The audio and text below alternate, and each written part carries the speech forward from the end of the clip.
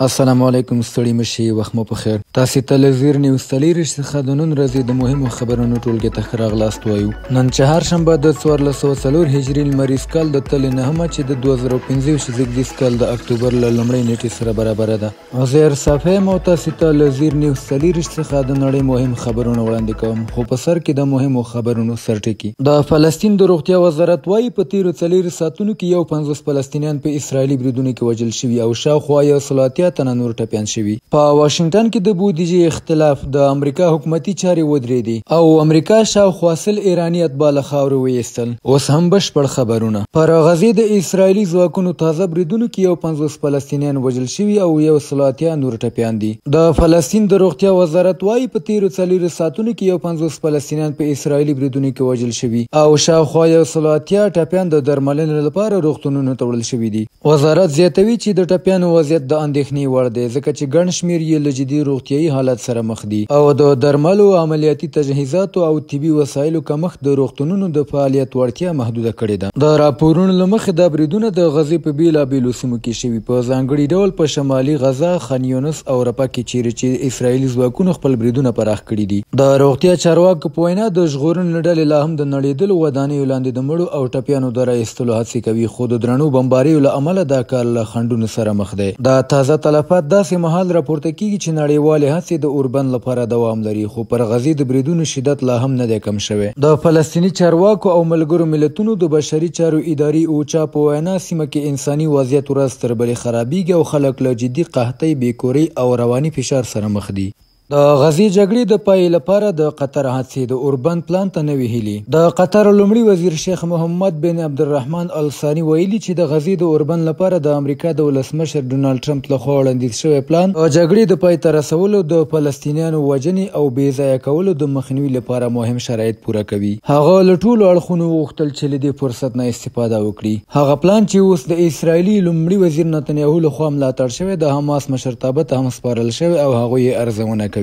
دوی وایي چې د دې 20 مادهیز پلان د منلو سره سم به جګړه پای ته ورسیږي، عاجلې بشري مرستې به غزې ته داخلیږي او د اسرائیلي اسیرانو خوشي کول به د 2 ساعتونو په موده کې وشي. حماس به له واکه ګوښه شي، وسلې به پرېږدي او د بخښنې ضمانت به ورکړل شي. یوه نړیواله سوله ییزه قوه به د امنیت څارنه کوي او فلسطیني پولیسو ته به روزنه ورکوي. د فلسطین اداره به یو تخنیکي تکنوکرات پلاوی پر غاړه واخلي تر څو لنډمهاله حکومت جوړ کړي. شیخ محمد ومنله چې د اسرائیلي پوځ د وتلو څرنګوالی او د راتلونکي فلسطیني ادارې جوړښت لا هم ناڅرګند دي او دا به د فلسطینیانو، اسرائیل او نړیوالو منځګړو ترمنځ وضاحت ته اړتیا ولري. حماس لا رسمي ځواب نه دی ورکړی، خو ټرمپ ویلي هغوی ته 3 تر 4 ورځې وخت ورکړل شوی او که یې ونه مني دروند قیمت به ورکړي. منتقدین وایي پلان فلسطینیانو ته هیڅ امنیتي تضمین نه ورکوي، خو اسرائیل ته پراخ واکونه، امتیازات ورکړل شوي دي. اسرائیلي نیواګر ځواکونه لا هم د غزې ښار پر آخري سیمو پراخ بریدونه کوي. په واشنگټن کې د بودیجې اختلاف، د امریکا حکومتي چارې په ټپه ودرېدې. په واشنګټن کې د مالي بودیجې پر سر د ژور سیاسي اختلاف له امله د متحده ایالاتو حکومتي چارې له چهارشنبې راهیسې په رسمي ډول تړل شوي دي. په کانګرس کې د جمهوریت پالو او دیموکراتانو ترمنځ د 2015 مالي کال د بودیجې پر سر خبرې بې پایلې پاتې شوې او له امله یې ګڼې فدرالي ادارې د فعالیتونو له درولو سره مخ دي. شاوخوا 750,000 فدرالي کارکوونکي به یا په اجباري رخصتیو ولیږل شي یا به له مثبته کار ته دوام ورکړي. ځینې راپورونه دا هم ښیي چې د ولسمشر ډونالډ ټرمپ له لوري به دا حالت د اوږدمهاله کارکوونکو د کمولو لپاره هم وکارول شي. که څه هم ټرمپ څرګنده کړه موږ نه غواړو حکومت وتړل شي، خو هغه دیموکراتانو ته خبرداری ورکړ چې د فدرالي حکومت د بندېدو په صورت کې به داسې ګامونه پورته شي چې بیرته راګرځول یې اسانه نه وي. هغه دا نه ده څرګنده کړې چې کوم مشخص اقدامات به وشي، خو پخوا یې د فدرالي ادارو د کارکوونکو د شمېر د کمولو یادونه کړې وه. دا بندېدنه به د زده کړې، چاپیریال ساتنې، عامه خدماتو او نورو مدني برخو باندې مستقیم اغیز وکړي. شنونکي وایي دا ډول بندښتونه نه یوازې د عامو خلکو پر ورځني ژوند بلکې د اقتصاد پر عمومي حالت هم ناوړه اغیز کوي.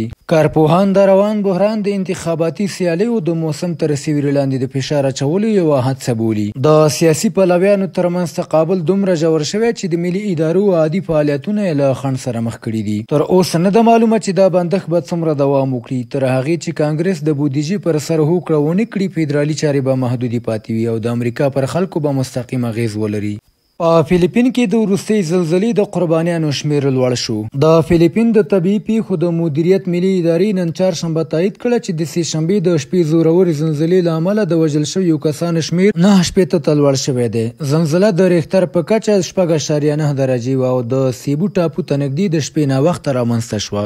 د ادارې د معلوماتو له مخې تر دې دمه 140 کسان ټپیان شوي او 22 ودانۍ ویجاړې یا سختې زیانمنې شوي دي. فلیپین چې د ارام سمندر د اوریزې کړۍ برخه ده، یو له هغو هیوادونو شمیرل کیږي چې ډېرې زلزلې او نور طبیعي پیښې پکې پیښیږي او هر کال لسګونه زلزلې د خلکو ژوند ته زیان اړوي. دا نوې شمیرې داسې مهال راپورته شوې چې د زلزلې مرکز ته نږدې سیمو کې د ژغورنې عملیات لا روان دي او بیړنۍ مرستې په ځانګړي ډول د څښاک اوبو، درملو او برېښنا لا هم اړتیا شته.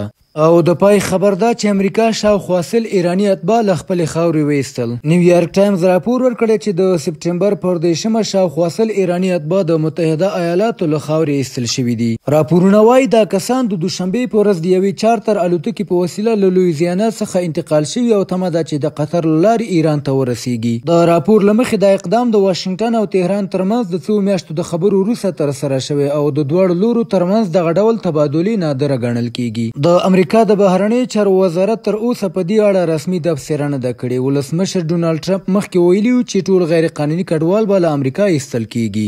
بهرني خبرونه همدومره و. د کورنیو او سپورټي خبرونو لپاره زموږ پاڼې وڅارئ. په خواله رسنیو فیسبوک، انسټاګرام، ایکس، یوټیوب او ټیک ټاک زموږ خبرونې خوښې او موږ تعقیب کړئ. ادرس یې زیر نیوز 24 تر سبانۍ خبرونې. د الله په امان.